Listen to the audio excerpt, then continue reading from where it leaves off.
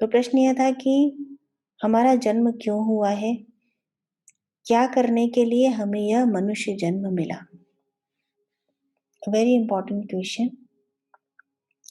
चंदना मोहन ने यह प्रश्न पूछा था। यदि इसका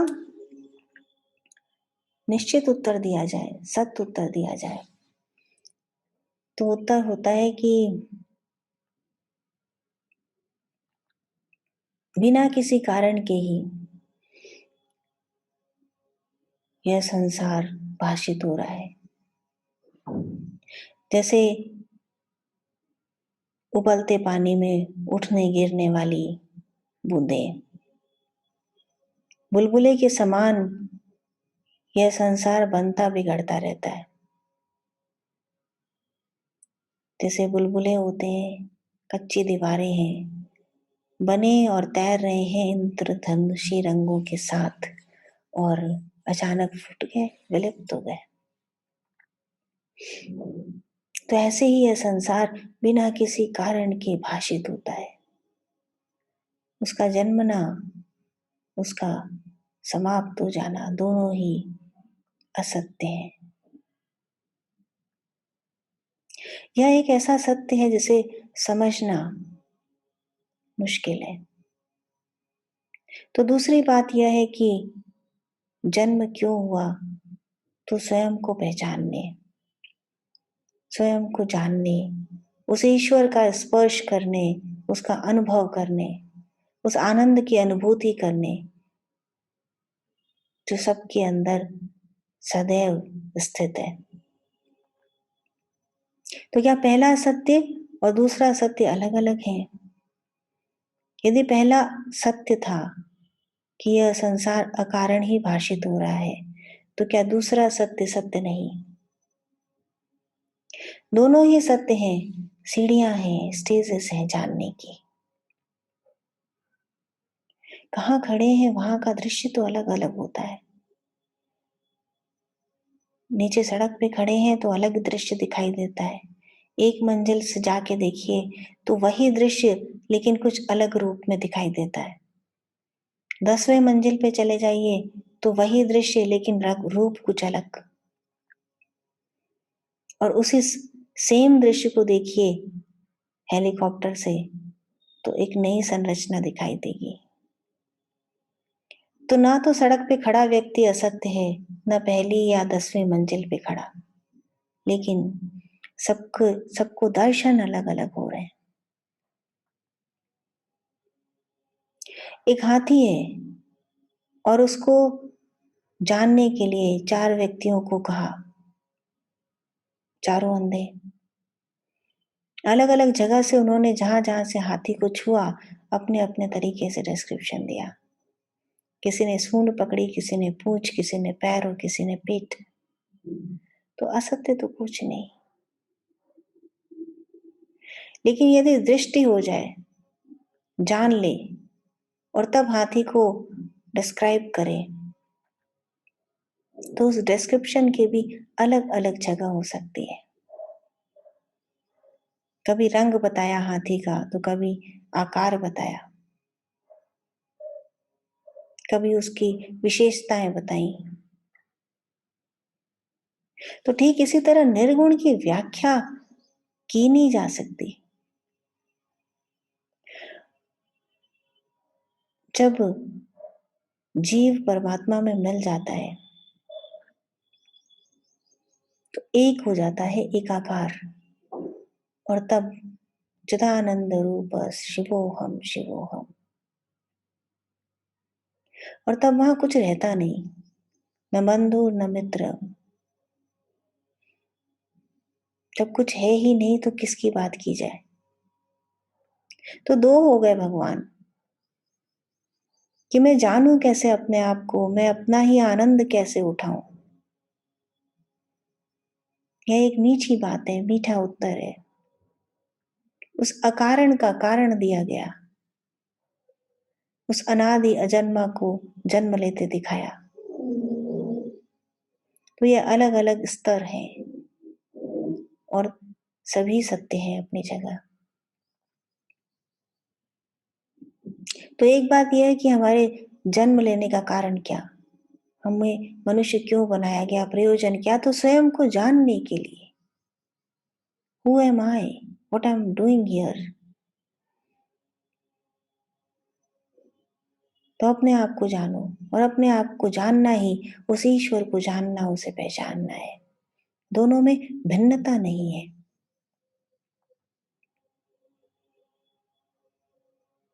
अब किन्हीं गुरुओं ने कहा कि ईश्वर को मैंने अनुभव किया, तो तुम भी उसे जानो, उस अनुभव को तुम भी अनुभव करो। और योगी राज ने कहा ब्रह्म स्वरूप हो जाओ, एकाकार हो जाओ, स्वयं ब्रह्म में होते रहे।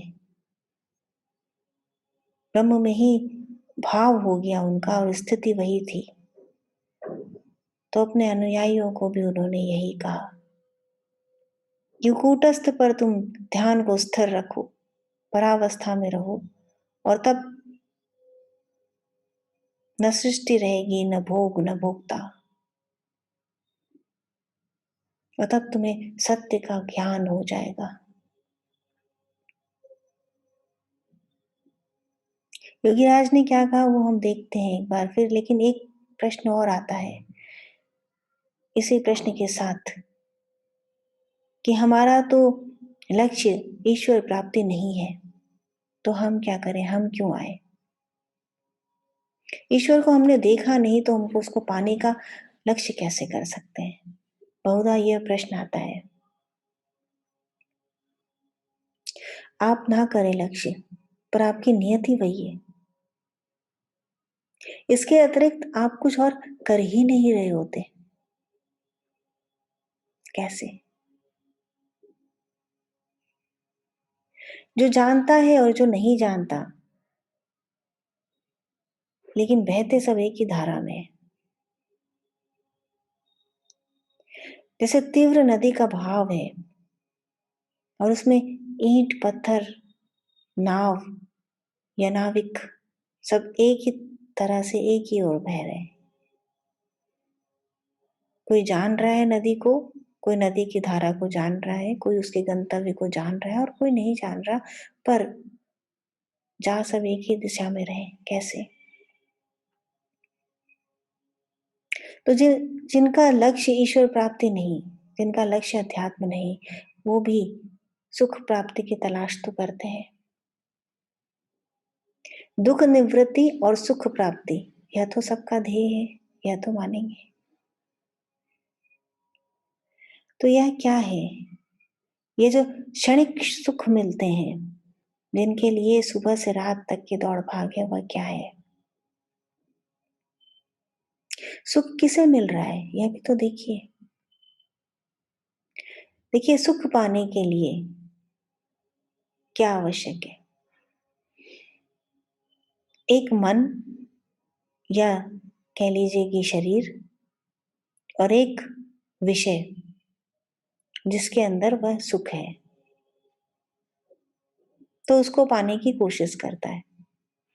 जो शरीर है वह विषय को ग्रहण करने का प्रयास करता है, और तब उसे उसके संयोग से सुख की प्राप्ति होती है। तो जैसे जैसे वह विषय बढ़ता जाता है, सुख बढ़ता जाना चाहिए, पर क्या ऐसा होता है। जैसे मान लीजिए आपने एक मिठाई खाई, आपको रसगुल्ला पसंद है, आपने एक रसगुल्ला खाया, आपको बहुत पसंद है, आपको बहुत सुख मिला। 2 खाए तो सुख डबल हो गया, 10 खाए तो 10 गुना हो गया, 20 खाए तो 20 गुना हो गया, और 100 खाए तो शायद 100 गुना हो जाएगा। क्या ऐसा होता है। नहीं होता है। बहुत भूख लगी हो, आपने 10 रसगुल्ले खा भी लिए, आपकी कैपेसिटी इतनी है, तब भी 11वां 12वां खाते खाते आपका जी घबरा जाएगा।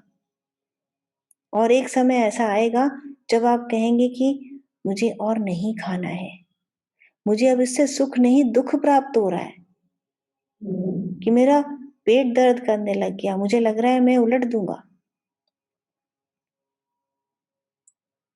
तो फिर से देखिए कि क्या रसगुल्ले में सुख था?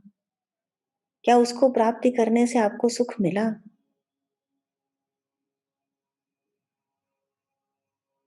अब इस बात को ऐसे देखिए कि हम ये सोचते हैं कि सुख रसगुल्ले में है। तो एक बात बताइए कि सुख रसगुल्ले में है या आपकी जीभ में? ठीक से सोचिए, रसगुल्ले में है या जीभ में? तो उत्तर आएगा जीभ में। अब यदि मैं पूछूं कि फिर से देखिए, सुख रसगुल्ले में है, जीभ में या दोनों के संयोग में? तो उत्तर आएगा संयोग में। अब यदि मैं फिर कहूं कि सुख रसगुल्ले में है, जीभ में, दोनों के संयोग में या भूख में है? क्योंकि अभी-अभी हमने देखा कि जब पेट पूरी तरह भर गया था, गला तो हम नहीं खा पा रहे थे, तो इसलिए उत्तर आएगा भूख में। पर एक बार फिर देखिए, मान लीजिए घर में कोई बहुत बीमार है, चार बुखार में तड़प रहा है, आपका बच्चा है, तो आप क्या करेंगे? अब भूख भी लगी है तो भी क्या रसगुल्ला अच्छा लगेगा? तो सुख रसगुल्ले में है, जीभ में, दोनों के संयोग में, भूख में या उस मन में जो उधर लगा है जहां एक बीमार है। तो अंततः क्या ज्ञात हुआ कि सुख मन में है। तो मन जिधर लगता है सुख वहीं से प्राप्त होने लगता है। लेकिन ये सुख तो क्षणिक है। जैसा अभी देखा हमने कि हमने खा लिया और सुख पूरा हो गया। 10 खा लिया तो 11वें से हमें सुख मिल ही नहीं रहा। तो क्यों ना हम इस मन को वहां लगाएं जहां सुख क्षणिक ना हो, जहां सुख नित्य हो। तो नित्य सुख का स्थान कहाँ है? साक्षी भाव में। तो क्या मिला आपको? साक्षी भाव में जो नित्य सुख मिला उसे कहते हैं आनंद। यह हो गई ईश्वर की प्राप्ति, ईश्वर का अनुभव। तो जो नहीं जान रहा, जिसका लक्ष्य ईश्वर प्राप्ति नहीं है, वह उस विषय में सुख ढूंढ रहा है। और जो जान रहा है वह साक्षी भाव में सुख ढूंढ रहा है, वह मन को निश्चित करने का, निश्चल करने का प्रयास कर रहा है। तो यह जो विषय है, यह किसने बनाया? यह किससे बना? क्या इसके लिए कोई मिट्टी बाहर से आई थी? नहीं। यह उसी सपने के, जिसे आप देख रहे हैं, उसी स्वप्न का एक कोई जीता जागता स्वरूप है। उसी पानी के बुलबुले का एक स्वरूप है वह, यह विषय भी। कि जैसे सागर में अनंत लहरें उठ रही हैं, तो एक लहर यह भी है। तो लहर क्या सागर से पृथक है? नहीं। सागर के गर्भ से उतरने वाली हर लहर, उस लहर से उछलने वाली हर बूंद उस सागर का ही हिस्सा है। तो जिस भी विषय को पाने का प्रयास किया आपने, उसमें उसी ईश्वर की परछाई है। लेकिन परछाई में सुख ढूंढने से सुख पूरा नहीं होता। भगवान कृष्ण ने कहा मुझे चंद्रमा चाहिए।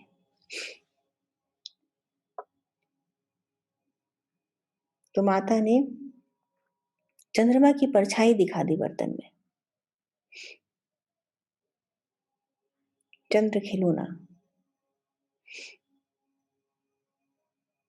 बस ऐसे ही खिलौना लेता रहता है जीवात्मा। लेकिन वह तो क्षणिक है, उससे सुख पूरा नहीं होता। तो जो जान रहा है वह साक्षी भाव की तरफ जा रहा है, और जो नहीं जान रहा वह विषय के लिए जा रहा है, लेकिन दोनों ही सुख को ढूंढने का प्रयास कर रहे हैं। तो जानते हुए प्रयास करना एक बात, और नहीं जानते हुए भी उसी तरफ बढ़ना दूसरी बात। तो नहीं जानते हुए दूसरी तरफ उसी तरफ बढ़ना, इसे कह देते हैं हम मटेरियलिज्म। और जानते हुए उसी तरफ बढ़ना, इसे हम कह देते हैं स्पिरिचुअलिज्म।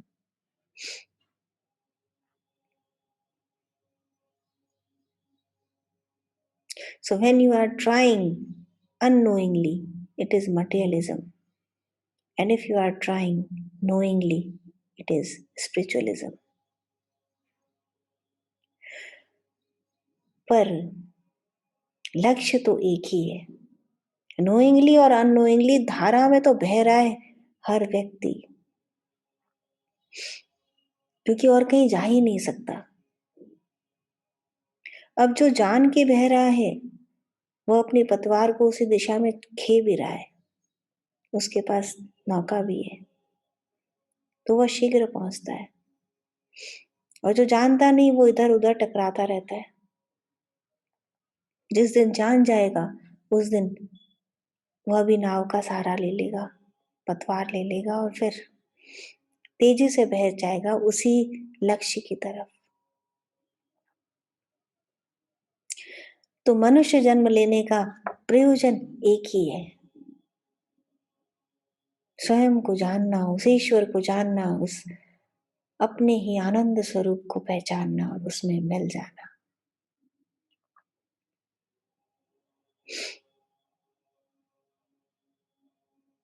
तो योगीराज स्वयं ब्रह्म में थे और उन्होंने यही यही बात समझाई कि तुम भी मुक्त होकर, तुम भी क्रिया की परावस्था में स्थिति पाकर ब्रह्म स्वरूप हो सकते हो,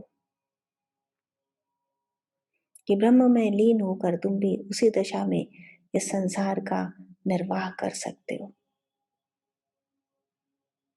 उनके कुछ शब्दों को देखते हैं हम आज।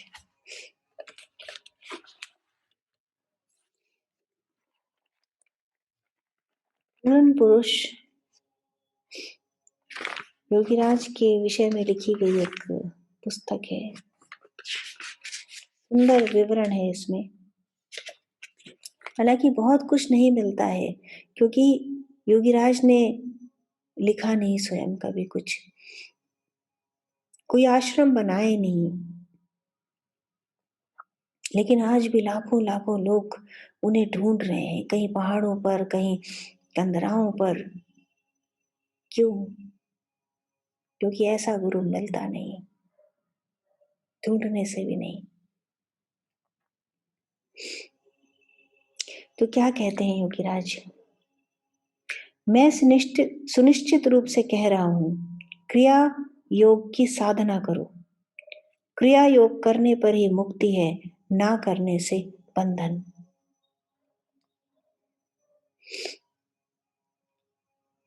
तुम चेष्टा करो या ना करो, किंतु उसके लिए तुम्हें लाखों योनियों में भ्रमण करना पड़ेगा।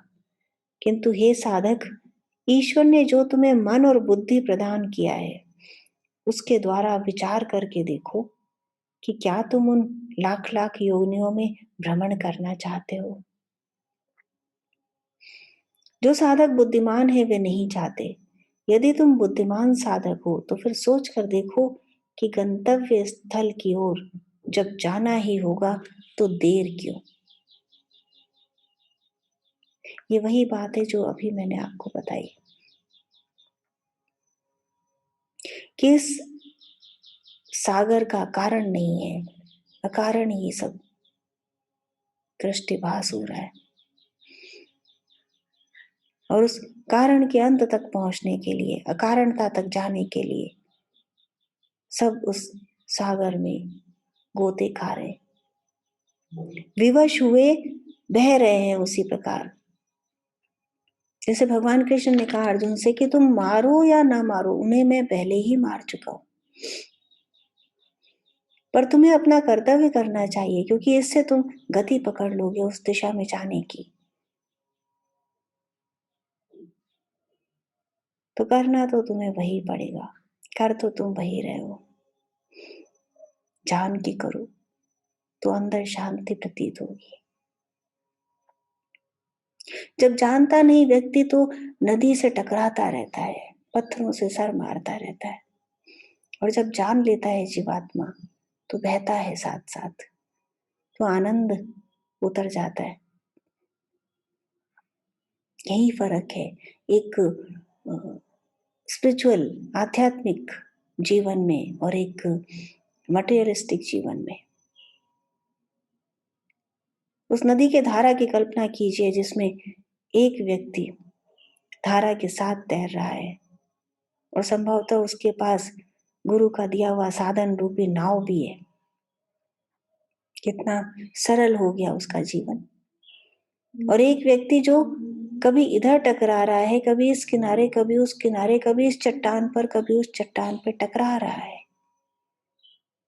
पत्थरों से सर मार रहा है कि नहीं मुझे इसकी आवश्यकता है, नहीं मुझे इसकी आवश्यकता है, कि अब मुझे यह पत्थर चाहिए, तब मुझे वह पत्थर चाहिए।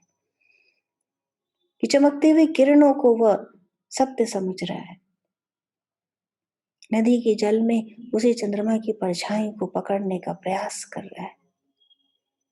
तो क्या उसकी गति, और क्या उसकी गति जो जानता हुआ बह रहा है आनंद में, गीत गाता हुआ शांति की और आनंद के, जा रहा है उस परम सत्य की ओर।